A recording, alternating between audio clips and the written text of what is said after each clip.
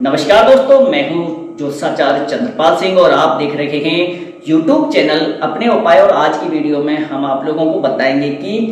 किस तरीके से आप अपने खोए हुए प्यार को वापस लेकर आ सकते हो। दोस्तों, बहुत तामझाम मैं इस वीडियो में नहीं करूंगा, सीधा सीधा पॉइंट टू पॉइंट आप लोगों को बताऊंगा। देखिए, खोए हुए प्यार से मेरा मतलब है आप किसी को प्यार करते हो, वो इंसान आपको छोड़कर चला गया, या फिर पति पत्नी के संबंध आपस में ठीक नहीं है, तो किस तरीके से हम ठीक कर सकते हैं, या फिर किस तरीके से अगर आपकी गर्लफ्रेंड या फिर आपका बॉयफ्रेंड आपको धोखा देकर चीट कर चला गया है तो किस तरीके से वापस आप उसको अपने जीवन में लेकर आ सकते हैं। दोस्तों, बिल्कुल सटीक शब्दों के साथ में हर चीज को इस वीडियो में मैं ट्रांसपेरेंट तरीके से आप लोगों के साथ शेयर कर रहा हूं, ताकि आप लोगों को करते टाइम कोई गलती ना हो। और अगर कोई चीज आप लोगों की समझ में नहीं आती है तो कमेंट सेक्शन में आप लोग पूछ लीजिएगा, मैं आप लोगों को वापस से कमेंट सेक्शन में रिप्लाई करके जो भी समस्या आ रही है वो आप लोगों को बता दूंगा, ताकि आप जिस मकसद के लिए करें वो मकसद आप लोगों का जो है पूरे तरीके से आप लोगों के हाथ में आ जाए, या फिर वो मकसद आप लोगों का पूरा हो जाए।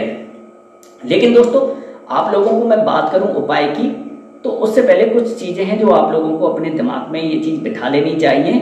तभी किसी इंसान पर आप लोगों को वशीकरण का यूज करना चाहिए। देखिए दोस्तों, वशीकरण का जब भी हम लोग उपयोग करते हैं तो इसको बहुत ज़्यादा सावधानी के साथ में हम लोगों को जो है उपयोग करना है, क्योंकि दोस्तों तंत्र मंत्र और श्रद्धा ये दोनों एक पहलू के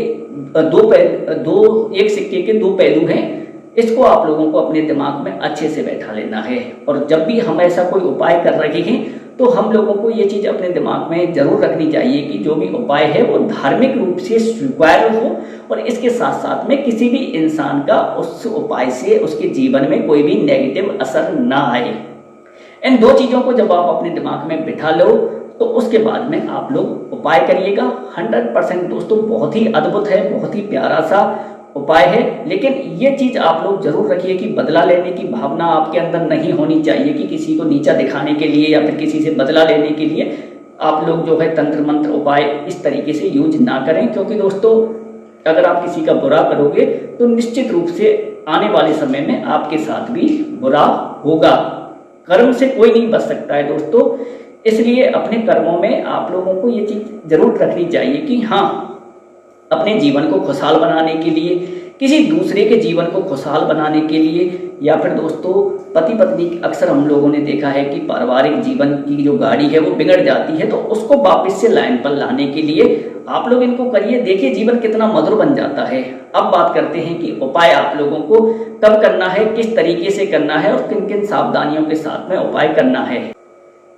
दोस्तों, ये उपाय आप लोगों को करना है श्री कृष्ण जन्माष्टमी की रात्रि में, और आप लोगों को ये चीज ध्यान रखनी है कि उपाय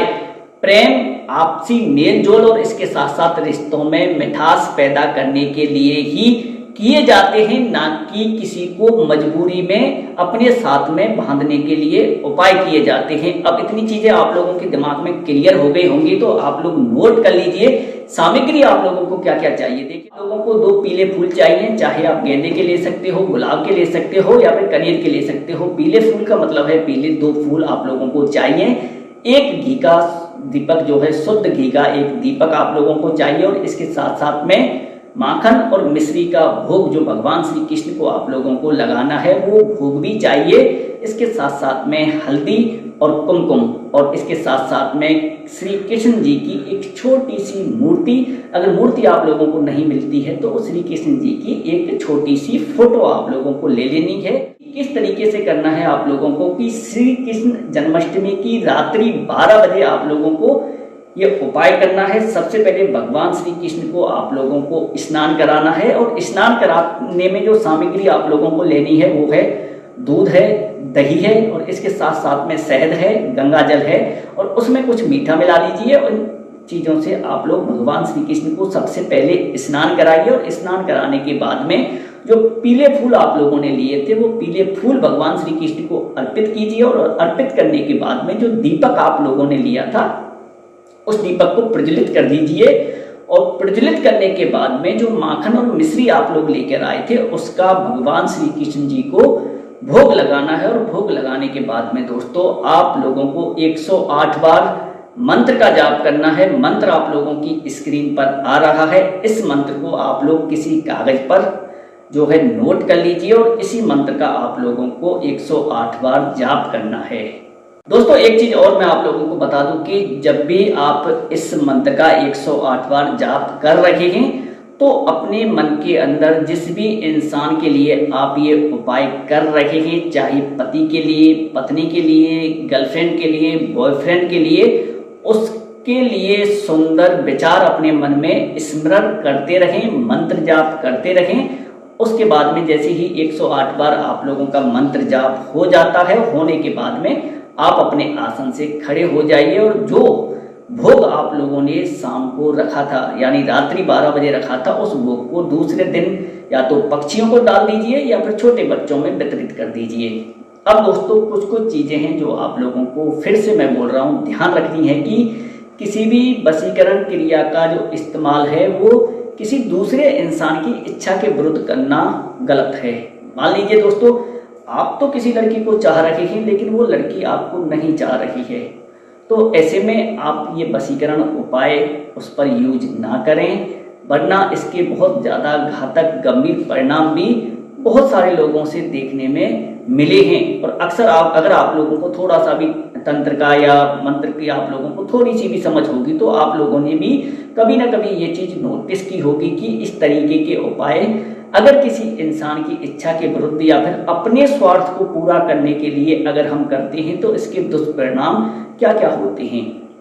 हमेशा दोस्तों इस तरीके के उपायों को जब भी आप करो तो आपका जो उद्देश्य है वो बहुत ज़्यादा सकारात्मक होना चाहिए, प्रेम का होना चाहिए, सद्भावना का होना चाहिए और रिश्ते में सुधार करने वाला होना चाहिए, ना कि किसी से बदला लेने के लिए इस तरीके के प्रयोग को किया जाना चाहिए। अब दोस्तों इसके साथ साथ एक चीज और आप लोगों को ध्यान रखनी है कि